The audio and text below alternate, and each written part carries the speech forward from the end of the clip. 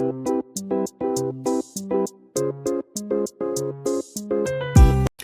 Kitchen मध्ये नमस्ते. मी बनवते बोंबलाची चटणी. तर इथे आहे ना बोंबील आहे ना साफ करून घेतलेलं आहे. पाठचं पुढचं डोकं असं कट केलेलं आहे आणि हे छोटं बोंबील आहे छान असं साफ करून घेतलेलं आहे. आता इथे पाणी घ्यायचं आणि स्वच्छ धुवून घ्यायचं.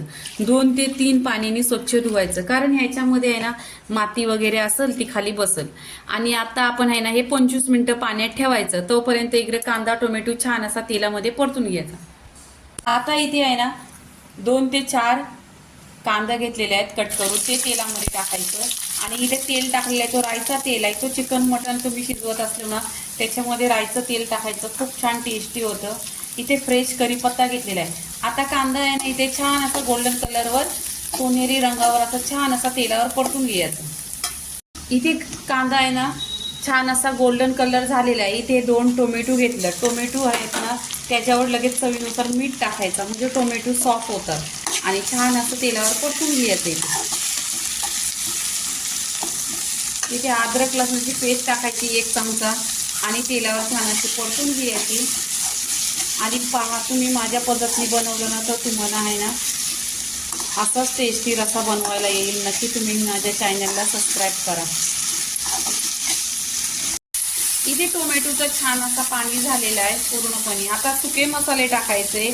सुके मसाल्यामध्ये हळदी पावडर अर्धी चमचा, धना पावडर अर्धी चमचा, आगरी मसाला 1 चमचा, बडीशेप पावडर अर्धी चमचा. आता इथे मसाले आहेत ना तेलावर छान असं परतून घ्यायचं.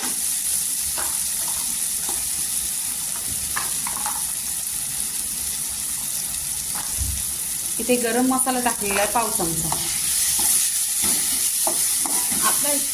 आता इथे आहे ना पाणी टाकायचं. पाणी इथे मी गरम करून घेतलेलं आहे. गरम पाणी घेतलं ना का लवकर होते भाजी कोणती पण.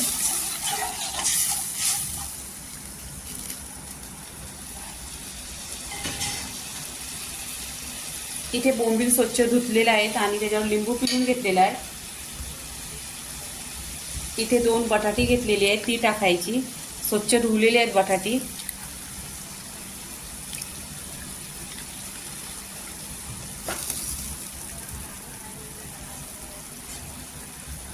आणि इथे मिक्स करायची. पहा, इथे छान अशी उकळी पण आलेली आहे.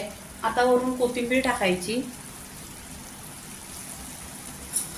आणि इथे आंबोशी टाकायची. आंबोशीने याला टेस्ट खूप छान. इथे आंबोशी टाकायची. आंबोशीने खूप छान असा टेस्ट येतो.